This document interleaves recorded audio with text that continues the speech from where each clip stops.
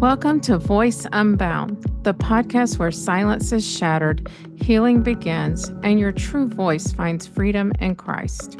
I'm your host, Laura Ard, and if you've ever felt like your voice has been silenced, your identity lost, or your confidence shaken, this is the space for you. Here we'll dive deep into stories of healing and the power of God's truth to restore your voice. Together, we will explore how to reclaim your identity in Christ and walk in the freedom He offers.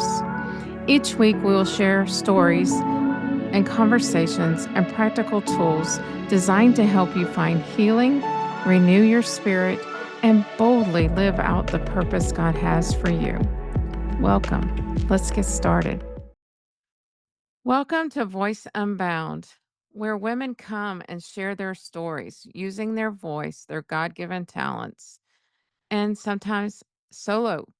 Me, you get me. I get to share my stories.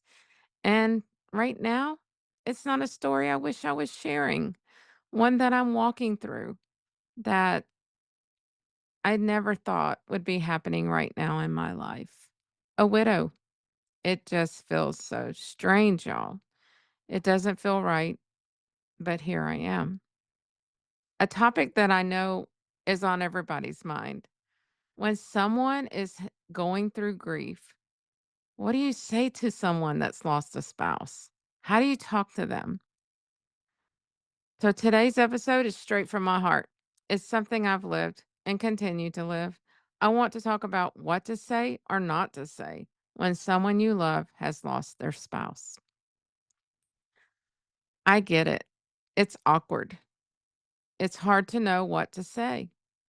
You don't want to say the wrong thing. So sometimes people say nothing at all. But let me gently say this: silence can hurt more than the words you fumble through.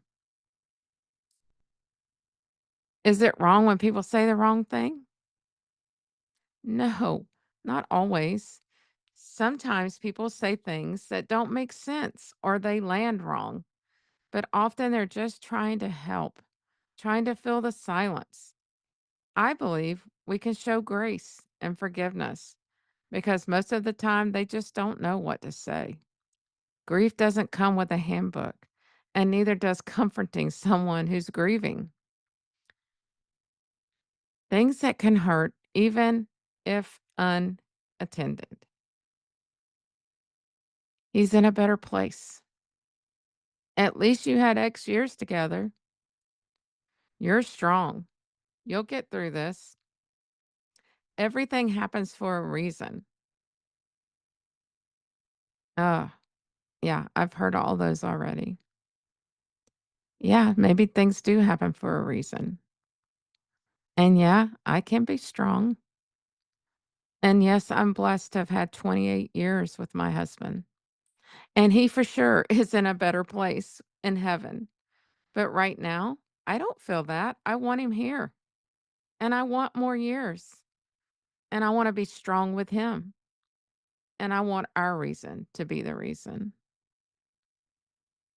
What might actually help when you say, I'm so sorry for your loss. I don't know what to say, but I'm here for you. Tell me about him. Believe me, we do love talking about him. I'm thinking of you today. Just wanted you to know. I miss him too. You're not alone. A simple hug or text that says, no words, just love. Why saying something matters? You don't hurt me by talking about him. In fact, it blesses me. It means he mattered to you too. What hurts is when no one says anything, like he didn't exist, like my grief is invisible. Don't let fear of saying something wrong keep you from saying something kind and real. Just let me say, to those who are grieving, you're not alone. To those supporting someone grieving, your presence and love matter more than perfect words. Let's lean into that grace for ourselves and for each other. I feel like anything that has been spoken over me over the past 5 weeks was meant to be. I take each thing that someone says or sends to me with love and with grace because I know they're struggling to say something kind, to say something meaningful to me during this time. And I appreciate every word. I don't get upset that you may have said it wrong. Is there a wrong, correct way? Let's just don't focus on that so much because if you have true friends around you, they are just trying to be there for you in the way that they feel they can, and they fumble through it.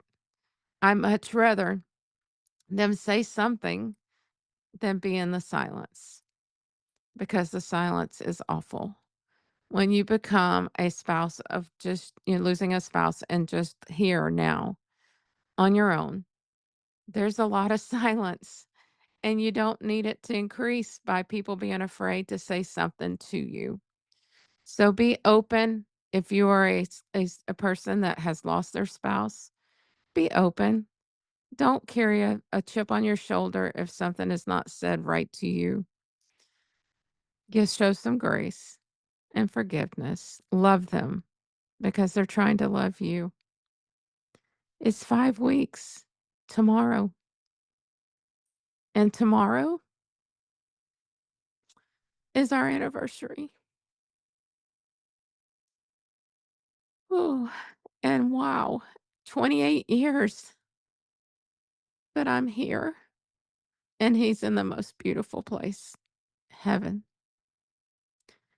And we will celebrate it in separate places. While he's there, I celebrate here, remembering all the memories that we created in those 28 years that God gave us. Oh, yes, I wanted 28 more, but it wasn't in God's plan. And I have to trust him in that reason.